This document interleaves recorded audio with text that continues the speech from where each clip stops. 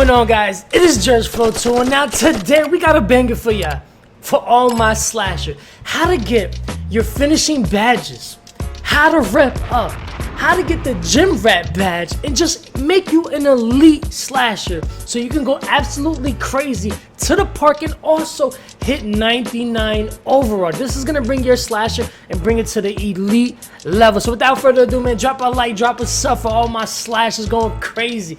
Comment down below what overall you are right now. Without further ado, man, let me help you out and give you some tips. First thing first, when you're grinding your badges, right, do not just hop into Hall of Fame 12 minutes because you don't have badges. You need to work yourself up. At least get maybe like 6 silver badges, and then you could go to Hall of Fame, because the method that I'm going to teach you only really consists of 3 slashing badges. That's gonna help you. At first I would play at pro, at least get some of the badges, and just follow my steps, and it is so easy, and before you know it, you're gonna have all your badges. Let's break down the magic. Now, when you get at least 2 silver badges, you're gonna put this on contact finisher. You want to make this silver. Next up, Lob City finisher. This badge is going to be your best friend. You're gonna put this on silver. Then when you get your 3rd badge, you're gonna put it right here. So this is exactly what you want. So that is 6 badge upgrades right there. This is exactly what you want.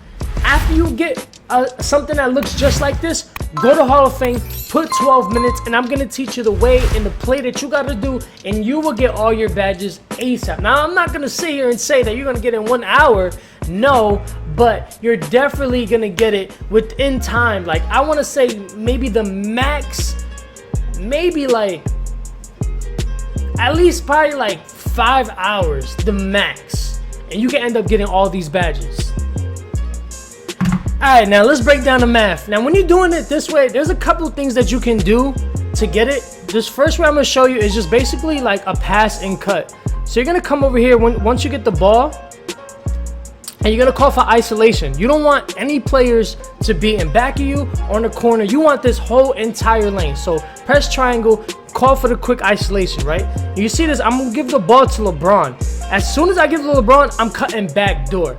As soon as you even get your shoulder past your defender, you in there. Like, you're in there. So look at this. And I go straight up. It doesn't matter who is in the lane. Go straight up. It gets even better when you're in takeover. When you're in takeover, it is hard to stop a slasher. Look, once again, give it to LeBron. I'm gone, bro. I already know I got him. It's over, bro. Look at this man. Look at this man. This is another way. So I'm trying to give you guys many options so you can try to find what is best for you. Me personally, I like calling for the ISO, giving it to the player that's up top, then I cut and I just slam, or I do the same thing and I throw a lob. So I'm giving this up to you. Now listen, I got the ball, right? I call for the ISO. I don't want nobody in the corner. I call for the ISO. I give it to Rondo, and I press X on the play. Let me remove my camera so you guys can see this. Right here, I'm calling this play right here. It's called, I believe it's pass and something. So I call for the ISO, pass and screen away. I call for the ISO, give Rondo the ball. Now, they're going to come set me the screen. I'm cutting back door, and I'm just going for the alley. That is another way. Now, keep in mind, somehow, when you keep doing the same play over and over again, I think the CPU starts to pick up, and then just go for the easy pass. Look at this, y'all. So I'm in takeover. It's 4th quarter. We're about to win. Look at the defense. Look at the whole entire Spurs team. Do you see this? It is literally 3 people in the paint and 1 guarding me, not caring about who's open down below.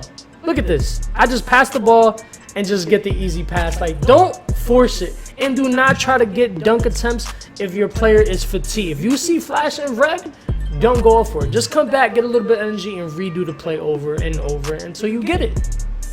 I also want to show you guys the failure, because it doesn't happen all the time. It's not guaranteed, but most likely it's probably like 95% that this method is definitely going to work for you. Sometimes something like this would happen.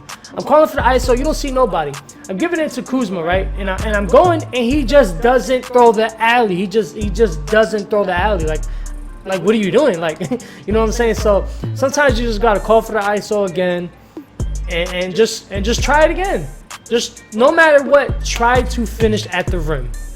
It all comes down to the point guard. It all comes down to the point guard that you got. So you see this, right? Look at this play. This is pretty sweet. So I'm on the left side. I'm calling for the ISO, which is going to make all the players go on the right side, right? And I'm looking for my point guard. I see him. He's right there. I set up the play, the screen and pass. I'm supposed to go behind green, right, as it's telling me, but I just see like there's too much going on there, because I know if I cut there, then there's going to be 3 people, because the guy's going to come off my point guard and guard me. But if you look directly at the rim, there's only 1 guy down there. So I'm like, you know what? I'm going for it. I'm going for it. Just like that. You just got to play smart. You just got to see the openings. And if you see just a little gap, as a slasher, trust and believe. You're going to catch that lob, or you're going to dunk on whoever's there. Do not be scared to come in that lane. Don't. Some more tip bonuses. When you have the lane wide open, and you see how I'm far back, and I see that my teammate has the ball, call for the alley. Just call for the alley. Same thing as if you get a steal and you're wide open, do not come down the lane and dunk the ball. Dunking the ball, it will not give you points unless it's like an alley contact dunk, or it's like an alley layup. If you got the lane and it's wide open, sit there and do a floater. But there is a catch when you do a floater. Now let's say you do 5 floaters. That's good rep right there, because you get a lot of points for floaters. But if you miss, you also take a very critical damage hit on not performing so good. So they keep a tally mark, you know what I'm saying? It'll say like 3 out of 10. Obviously you're not going to get a lot of points because you miss so many, so keep that in mind. A lot of people won't go this route, but I suggest it. After you finish the game, go to your team practices. Now you have to complete at least like 15 career games, and then you get to go into the practice, and then you get to decide what finishing or playmaking, or what training you want to do to get more badges. Now when it comes down to the gym rat badge, as I mentioned before, it is a +4 to all your physical attributes in terms of like acceleration, vertical strength, and whatnot. Now you have to play at least like 40 games, go to the playoffs, win it, and then you get gym rat. And you don't have to go to the training facility, Gatorade, and do all those drills. You won't have to do it. You'll have it forever. But a lot of people saying that you can sim through it, but I mean 40 is not really that serious. Like plus you're doing this to get your badges anyway. And I didn't put 12-minute quarters on Hall of Fame for every game. Some of them I just left 5, because in the beginning they're not even giving you the whole entire time yet. They're only giving you like a couple of minutes. So those are actually still counting towards the 40. So that would be the route that I would go.